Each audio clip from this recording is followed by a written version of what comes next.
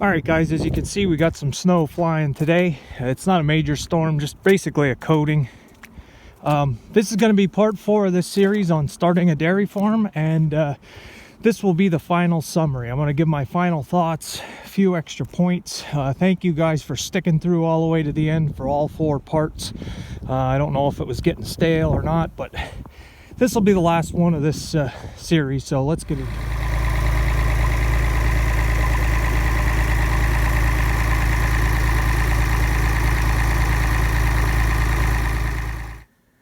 All right, guys, I'm standing inside the milk house. I'm not going to rehash everything that I covered in past videos. I don't need to be recycling footage, but I did do an overview of this milk house. And basically, there's an optimistic way and a pessimistic way to look at this. I guess if you were an optimist, you could say there's nothing here, and that's a good thing that there's nothing here, because it gives you a clean slate to start over. You can basically build exactly what you need and go from there.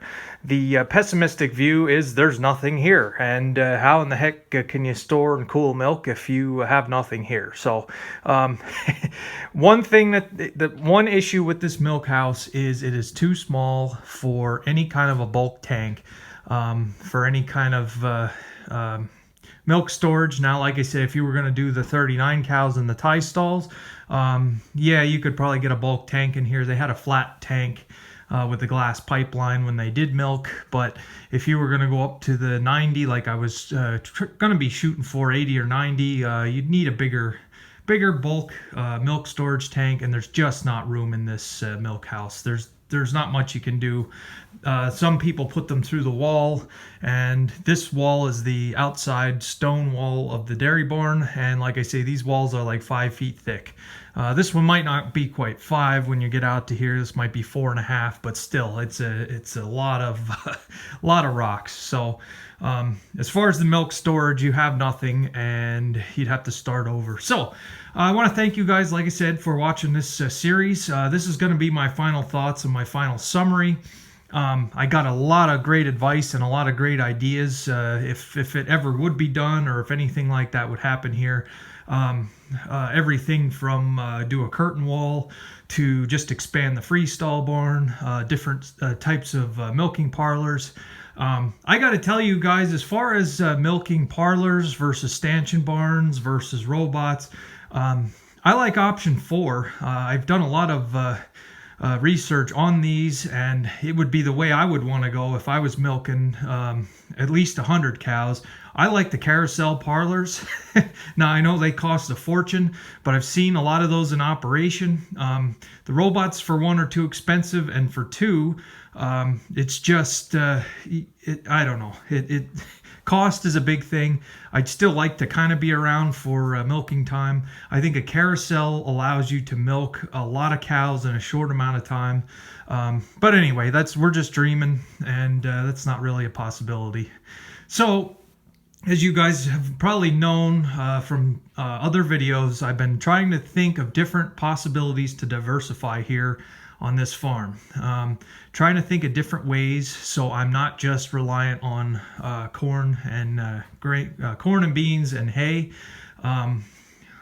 As far as any type of plans to diversify, getting steers, bottle calves, cow-calf operation, yes, those are all great things. They're all things I've been looking into and considering for the future.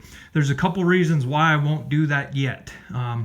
For one thing, this farm is a rented farm. I don't own this farm, and I don't own these buildings. I pay rent to farm here, I pay rent to live here, and I pay rent on the buildings.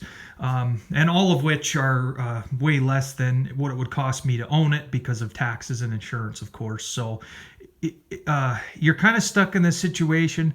You don't own it, so you have limited control over things as far as what you want to do. But on the other hand, to try to pay all the expenses, bills, repairs, taxes, insurance, all that kind of stuff, to be able to pay all that stuff and farm, it's not as good of a position to be in as far as being an owner. If I would be an owner of this property someday, then yes, I would have to start making some decisions to bring in some more income, because to pay all those bills, you're going to need some more cash flow. So I probably could get some steers and raise them even while being a renter, but I have a whole bunch of reasons why I don't want to do that right now. Being a tenant is kind of a tough situation to be in, as far as investing money into another property. Believe me, I have done it at the other farm, and I have no stake or income over there now, and I spent a fortune on the buildings, and it wasn't mine, and I'm not there. So lesson learned. This is take 2, and we are not going to go too wild because it's not mine. It's just how it is. The other thing is, cattle are very hard on buildings. They're hard on the facilities. The manure and the urine is very corrosive. I don't want to, if I would ever not be a tenant here and would have to leave for any reason, I don't want to have to return the property in worse condition than when I got here because of something I did. You're going to have wear and tear naturally from the roof leaking and all that kind of stuff, and that's understood. If I have cattle that are knocking posts out or breaking things, and I'm constantly putting money into this facility that was built in the 70s, I don't want to get into that. I like where I'm at now. Excuse me, I kind of have a niche now, a niche market for my grain, because it's going directly to a producer, and I'm happy with that. I'm not stuck in the have to store it, have to market it type of deal. It's a very good situation for me to be in as a tenant and as a grain producer. So I just want to have some plans and some ideas for the future, because nobody knows what's going to happen. It could turn out really great, or it could turn out terrible, and I'd have to have sale. You just don't know. Like I say, it's a tough position to be in, and that's the position I'm in. I'm able to farm, but in the back of my mind, it could all come to an end in one day. It could come. I mean, yeah, you have a lease. Your lease is good, but when your lease is up, that could be it. It could be over. So that always has to stay in your mind if you're a tenant anywhere, even if you own land and you're renting other land. I've seen that many times. You guys have seen that many times. The rented land could be gone overnight. I mean, just gone. The owner could decide he wants somebody else. And that's how farming is. Nobody can own 2,000-3,000 acres to make a living and be able to pay the taxes on it. It's just not something that can be done in today's society. So a lot of new subscribers were asking about all the junk and about cleaning things up. I would love to clean this place up and get everything out of here and sorted and painted and cleaned and organized and everything. I said this before, just one more time. None of this stuff is mine. All the spray's mine, but none of the stuff in this barn, all the antiques, some of the equipment that's stored here up in the upper shed, none of that's mine. And I don't want to throw away something that's not mine, move something that's not mine. The guy that owns this stuff is close to 80 years old. He is working on getting stuff out of here. I don't want to put any pressure on him that's unnecessary. At his age, he's been having health issues, so I'm being very considerate of him. He used to farm here from the 80s all the way till just about when I took over. So I want to be kind of not nice to him. He knows his stuff is here. He knows it's not in my way. He said he wants to get it out of my way, but I'm trying to be considerate of him and his plans for what he wants to do. So just patience and step by step. We're not going to make any decisions here, but it's not my stuff, and I don't want to move it or be responsible if I break something. So anyway, I want to move on to the summary and probably what's going to happen as far as diversification, my thoughts.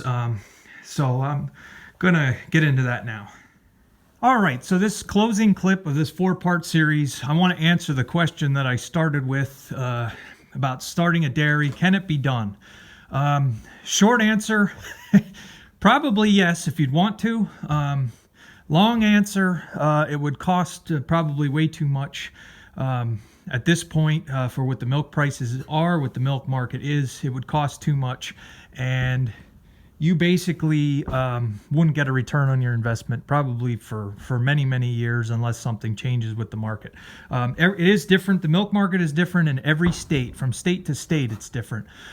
Pennsylvania, of course, the market still isn't what it should be. The price is still down. Nobody's immune from the price. It's the same with grain prices.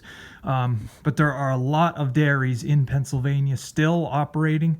A lot of smaller dairies, family dairies. You look in Lancaster Farmer on the DHIA report, and there are a lot of dairies still with 30, 40, 50, 60 cows.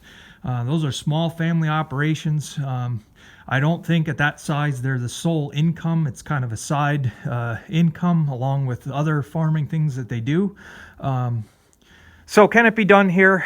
Would you want to do it here with the way things are? Would you want to build a new barn, bypass this barn? A lot of great ideas from everybody in the comments. Some great advice.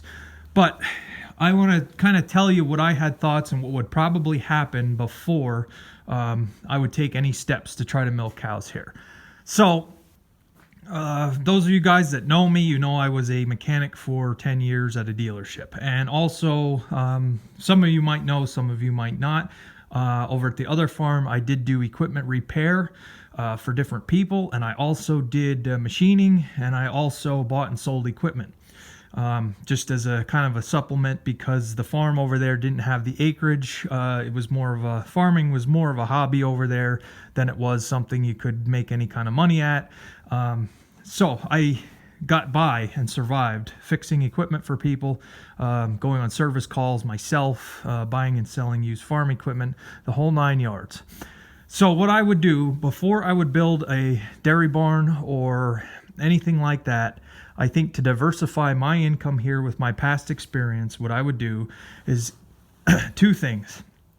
To start out while I'm still a tenant here and a renter, I would probably try to get the shop area down there a little bit more modernized without spending a fortune on somebody else's building, of course. But start getting into that again, repairing equipment, fixing things for people. I still have all my toolboxes to go out on the road. I could make service calls and fix equipment for people. As far as buying and selling equipment and restoring equipment, that's also a possibility. I know a lot of guys do that, and the market is saturated with that. But the thing of it is, and a lot of people told me this with repairing equipment and fixing stuff, is compared to what dealers charge for their service calls, sometimes it's $100 an hour or more. You can kind of cut the rate, and you have less overhead than they do. So, I mean, there is a market there. I've done it already. I got out of it a couple times just because different things came up. But anyway, the part two of that would be if that was something that could be done and make some side income and would be profitable. Part two of that, now, if I would be an owner of the property, I would probably, as far as buildings here, before I do anything else, I think I would build a new shop before I would build a dairy barn or any type of heifer storage or cattle storage or anything like that. I think for myself, I would try to build a new shop. Up there on the hill, you've seen that shed that's up there, that equipment shed in a past video. Right next to that, there's a perfect spot in the field where it's fairly level, flat, and you could get electric to it and all kinds of stuff. I try to build a 50 by 60 shop portion of a building with a cement floor, insulated, heat, of course, have good electrical service, all that kind of stuff. Get all my tools moved into there, pick up some of the tools that I used to have that I sold to get them back here again, get another press, get some torches, and you guys know what I'm talking about. So get a nice area to work, and it serves 3 or 4 different reasons why it would benefit to build a new shop. For one, you'd get this, also with a shop, I was thinking to have a wing of this building with just a regular pole barn with a dirt floor to store my equipment, or any equipment that I might buy and sell. Have it big enough that I can get all my stuff in and then have a connected shop. So it would empty out this freestyle area down here. It would get all the equipment out of there and into another building. You'd have a shop to work on your own equipment and other people's equipment. And thirdly, the barn would be empty down here for steers, a steer feedlot or cow-calf operation, you name it. You get that emptied out and you're good to go. Yes, I do have another pole barn up there to store equipment. I've showed you the problems with that. We can put some work into that to get that up to speed. That's a nice place to store equipment, but it's never going to be like a shop with a cement floor and a nice place to work, even in the winter, year-round. So you build the shop big enough, you can get a combine or two in, you can get wide implements in, whatever the case may be. There's always a market for somebody that can fix equipment. There always is. I mean, I never advertised before when I was doing it. It was just word of mouth. And some days that's all I did. I'd get up in the morning, go out, stop from one farm to the next, put clutches in tractors at other people's places, you name it. So I'm going to end this video. It's getting too long. I know you guys might want longer videos. I have been having problems with my internet lately. I have to respect that 15-minute marker. If I go over 15 minutes, it takes me 3-4 hours to upload a video. It's ridiculous. I'll start uploading it, I'll come back 2 hours later and I'll be at like 50%. I can't do that constantly. It's just a drain on everything. So I have to make these videos that they're only about 15 minutes. I have to make series out of them, part 1, part 2. It's just how it is for me. I don't want you guys to think I'm just trying to make more videos to get views or leave you hanging or cliffhangers. I just can't go over that 15 minutes. I might be able to make 16 minutes, 17 minutes, but it takes me forever with this rural internet that I have. So anyway, guys, I want to thank you for watching this series. I appreciate you guys that watched all of it. I love the comments. I had some great advice. So to answer the question, can you start a dairy in 2018? It's a hard question to say yes or no. As far as here at this point in time where I'm at, the answer would be no. I'd go the other route first. So that's where we are. I want to thank you guys for watching. Tomorrow's video, we're going to be working on the seat on the 395 case. So I had to make into 2 parts because it was about a half-hour series. So thank you guys for watching, and we'll keep up the videos and let you know what's been going on. So thanks.